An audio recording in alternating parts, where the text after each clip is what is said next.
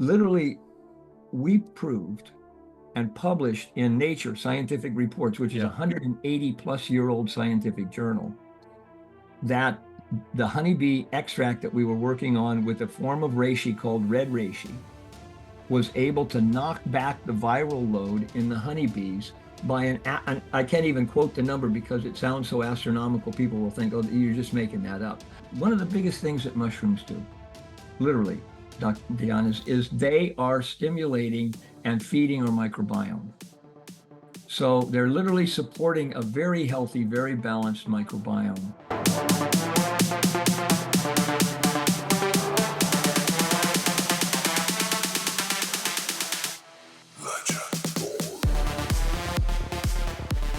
Welcome, folks, to episode 149 here of the Healthy Habit Podcast, representing both Healthy Habit Health Foods and the Medical Center here. I'm your host, Dr. Dadant, and look who's back with us, folks. Mr. Tom Dadant is back, the National Science Educator at Host Defense Mushrooms, and I'm excited for this one. Last time episode released with Tom was episode 71, so I highly suggest going back, checking that out, where we talked mushrooms for gut health and hit on important topics like specific amounts per day that you might want to start with, and the microbiome powder containing the turkey tail through their MycoBotanicals line. Important episode. Folks, Tom has spent the last 53 years of his life immersed in the natural foods movement and the dietary supplement industry. And interestingly, 1970, he began as an organic farmer in Hawaii. Tom, I want to kind of hear more about this today. We never really dived into this detail. Fascinating. Where he actually produced fresh organic fruit and vegetable juices for dentists and medical doctor patients there on the island, as well as retail outlets on Oahu. And actually for the last 28 years, Tom's represented major supplement companies as the science educator and herbal storyteller, which we're going to hear about today. So Tom, thanks for coming back on, my friend. Oh man, it's my pleasure. Your show is awesome. Well, thanks for saying that and taking the time. We appreciate the Host Defense team there. And this is another interesting detail that not many people know. We haven't mentioned this yet.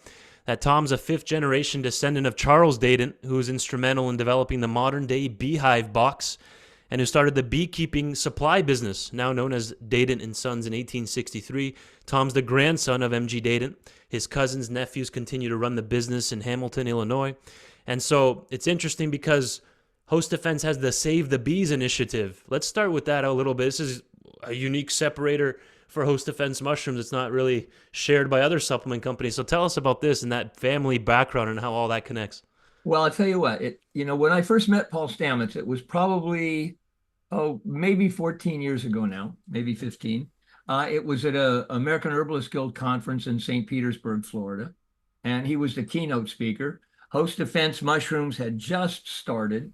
And he had the display table across from my table. At that point, I was working with a company called Planetary Herbals, hence the Herbal Storyteller sobriquet.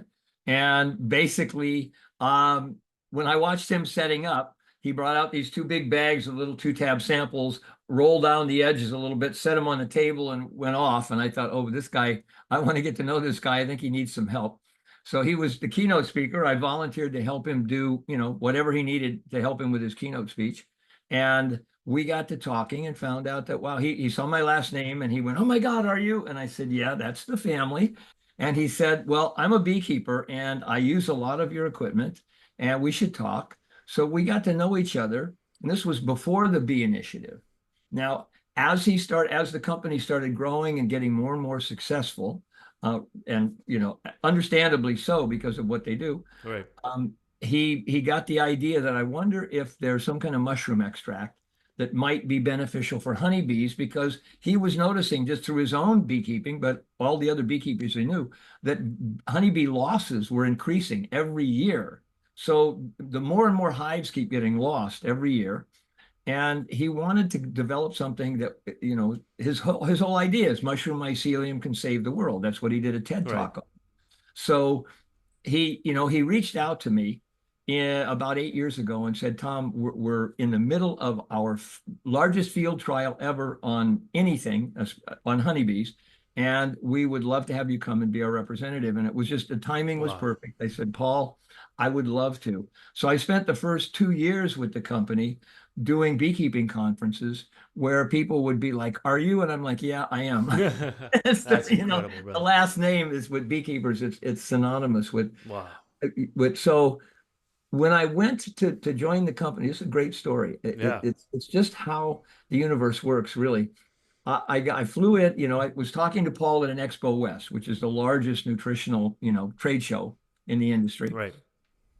And this was when we were trying to decide whether I was going to come on board or not. And he said, "Well, I'll pay your way up to Seattle. I'm doing a public lecture, and you can meet some of the beekeepers I'm working with at Washington State University." And I said, "No, no, stop right there. I'll pay my own way. That way we get to stay friends. If it doesn't work out, we're still going to be friends. There I'll you pay go. my own way." That's good. So I got to the airport, and Dr. Dion, I had rented my own car. Uh-huh. And I walked out to the parking lot, and the license plate said BEE 6318. That's unbelievable. And I went, Yeah. chicken skin It's in Hawaii, goosebumps. that's what they call it, chicken skin, goosebumps. And I thought, okay, this is pretty interesting. Yeah. Got into Seattle and got to meet the beekeepers and the entomologists from Washington State University who were doing the study with Paul. Went to their lab, and literally they had what's called the American Bee Journal, which the Dadant and Sons bought Okay. way back ago in the early 1900s, and they've been publishing it ever since. And so they had all the issues, and I thought, okay, this is cool. I'm going to go back to February of 1949, which was a month after I was born. And sure enough, there in that issue was my birth announcement that, okay, fifth generation Thomas Dadant, here he Yeah. is, which was kind of cool because my grandparents, as a birth announcement, they'd taken beeswax and cut it in the shape of a honeybee, and then with ink had etched my birth information on it and then mailed it out to everybody that they wanted to know about it. Isn't So that something? yeah, my beekeeping roots go back a ways. And the way it blended with host defense and how that all perfectly worked out. Oh, it was amazing. And it was just like we clicked immediately. Yeah. Paul is an incredible guy to work with because he really does walk his talk. It's not like he says something because he think, oh, this is going to make me popular. Right. He says it because this is what he believes, this is what he wants. And he really does want people to understand that, the mushroom organism, and because there's this whole mishmash about fruit body mycelium, and Right. we are a mushroom organism company. We're not a mushroom only mycelium or a mushroom only fruit body. We're a mushroom organism. So he really walks his talk on that. And literally, we proved and published in Nature Scientific Reports, which is a 180 plus year old scientific journal, that the honeybee extract that we were working on with a form of reishi called red reishi was able to knock back the viral load in the honeybees by I can't even quote the number because it sounds so astronomical. People will think, oh, you're just making that up. But it was absolutely incredible. Now, one of the things that we think it does, just like with humans, mushrooms have this amazing support for modulating or balancing our immune system. And the immune system takes a tremendous amount of energy to stay stable and to protect us. I mean, look at the world we live in. For my goodness, it's like we're constantly bombarded. So honeybees are the same way. They're getting exposed to so many toxic herbicides and insecticides and so on that it's no wonder that their colony numbers are collapsing. And what we were able to prove was with one dosage, if you Right. will, over a 12-day period, we could lower the viral load because there's a mite called a varroa mite that is attacking honeybees. With one administration of this red reishi extract over a 12-day period, and this was done in the San Joaquin Valley in California during the almond harvest, we were able to lower the viral load literally by over 40,000 fold for one particular type of virus. So think about lowering your viral load by 40,000 fold. Yeah. What it says is your immune system figured out how to have a way to get rid of the exposure that it's had to all of these toxic chemicals, and then it had the strength to throw off the virus. Wow. Right. Incredible. And then, yeah, I mean, I can go deep. We can spend a whole show on just that. Where do I go from here? Kidding. I know it took them a long time because they were working with huge numbers. Right. Yeah, we had people from University of Chicago, people from Washington State. We had, beekeepers all over feeding us information, looking at our studies. But to get published, peer-reviewed, published in Nature Scientific Reports, in 2019 in November. You can actually go back in November of 2019 and read the article. It was phenomenal. So then tell our listeners and customers here, Tom, how is this their purchase and their support of this company, Host Defense? How is that plugging into the Save the Bees initiative, and Well, maybe more about the initiative now that we established that background? That's fascinating. so basically, we're still running the initiative. Right now, it's sort of like on a back burner because what we're dealing with is the FDA and the USDA. Because interestingly enough, honeybees are considered livestock. I would not suggest trying to brand them, but they are livestock. And so every state has its own veterinary board. Every state has its own, way of dealing with the Department of, Agriculture. And we have to come up with a way to name what this product does without calling it a drug. Because if we say, oh, it's killing the viruses, oh, that's a drug. If we say it's potentiating their immune systems, okay, well, that's probably a drug too. And if we do drug testing, by the time they push us through drug testing, it may be too late for honeybees. So basically what we're doing now is the research people, they're continuing to research it, but we're trying to come up with a way to talk to the USDA and the FDA without making this look like it's a new drug. You've got the Got it. NDI, the new Right. drug, index, and basically it's like we don't want to be a new drug. We just want to be at the present moment what we're calling it, because I've tried it out in my backyard. We're calling it a palatant. And a palatant, refers to the palate. It makes things tastier. And so there are things that you can add to food that you're feeding honeybees. It makes it more attractive to them, and they'll go for it. So to give you an idea of what I did, I took two watering, bird waterers. I jury rigged them so that they could work for honeybees, and I filled one with just sugar water, like you would for hummingbirds, and one with sugar water mixed with the mushroom extract. The bees would drain the one with the mushroom extract before they drain the plain sugar water. Wow. So I know that there was something that they were sensing was Interesting. better for that. Fascinating. So, what are some of the most common health concerns or conditions, Tom, that Host Defense products address? Historically, we're not giving any medical advice here, or Right, if and we're there's been not any, diagnosing, preventing, if there's yeah. been any clinical use cases as well that you've seen in your past, however long being. When did you start with Well, Host eight Defense? It years. looks like 20, I'm 8 years now 8 years. into it. And basically, I can tell you that we've got some mushrooms that have actually been through where they've used our extract in human clinical trials. And the two most common are basically turkey tail and agarikon. Now, Interesting. agarikon is a very interesting. The It's a most, and those are the most common being studied, Those are the most common. Well, for what or we were for our purposes, yeah. There's plenty of studies on mushrooms, but right, literally, as you know, from the Dietary Health and Supplement Education Act called DSHEA, from that point of view, there's so much we can't talk right. about I know. because somebody out there will say, "Oh, you're making drug claims," Yep. which we can't do. But we know that, I mean, you can go out, there's over 10,000 studies on PubMed on mushroom mycelium, and that was, 4 or 5 years ago. So I know there's way more than that. Now, it's fascinating when you go out to like either pubmed.gov or scholar.google.com Yeah. and just put in mushroom and disease or disease du jour, whatever you want to see about mushrooms, and you'll find something.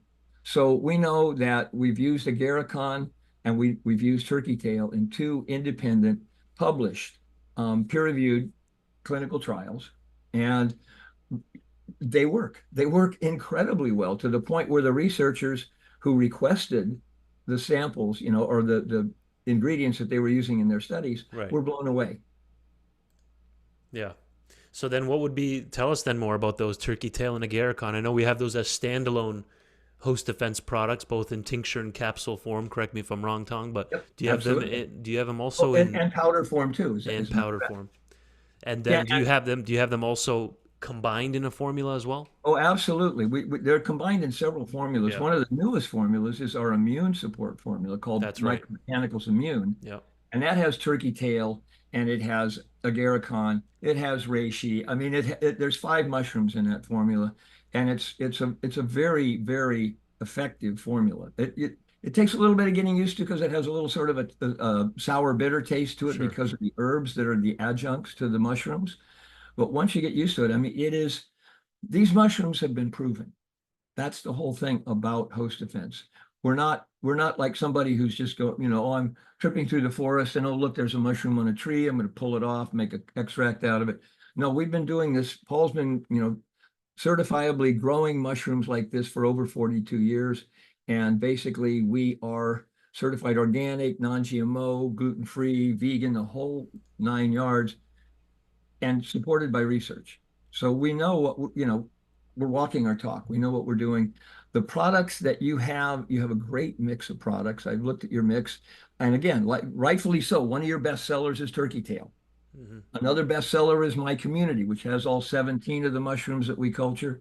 And another one is Stammet 7, which has 7 very specific mushrooms. Those are great products. You've got a couple that you recently brought in, like the MycoBotanicals Immune and the elderberry syrup, that are also fabulous products. It just takes people getting used to them. And this is Right. the time to start looking at them. I have friends in India that I've literally sent some of these products to because they're saying like, "Oh, it's getting ready to get cold here. It's getting ready to get really bad. The air is terrible. Have you got anything you can help me with?" Yeah. And I'm gonna let me see here. Doing a quick screen share on the Here. MycoBotanicals straight from hostdefense.com, the immune powder.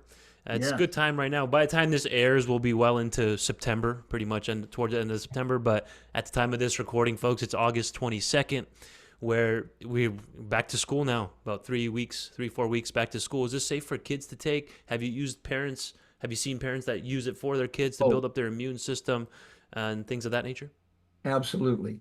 Absolutely. Mushrooms, what's interesting is people have asked us as educators, well, do you have any information about using mushrooms for kids? And there are a number of published studies, especially, third world type studies saying, look, mushrooms are one of the perfect foods you can feed somebody who has trouble getting access to good nutrition Right. because they have so many components. And when you look at this formula, okay, so you've got acerola cherry. That's the source of the vitamin C. That's 75 milligrams of vitamin C from Uh-huh. acerola cherry. That's 83% of your vitamin C recommended daily. Right. And we can always use more vitamin C because it's water soluble, so it does pass out of the system relatively quickly. We've got astragalus. Now, astragalus is a very well-known Chinese tonic herb. So Right. some people consider it an adaptogen. Some people would rather call it a tonic. Either way, what it's doing is it's tonifying the immune system's potential to support an overall balanced immune response. Yeah. Then you've got that agarikon, and you see there Yes. agarikon turkey tail. Chaga is a wonderful mushroom that mostly is found in the subpolar regions around the northern hemisphere, and it is a mushroom particularly good for respiratory and epithelial cell health. So epithelial cells line your lungs, they line your digestive tract, and they're right there subsurface under your skin. And Yeah.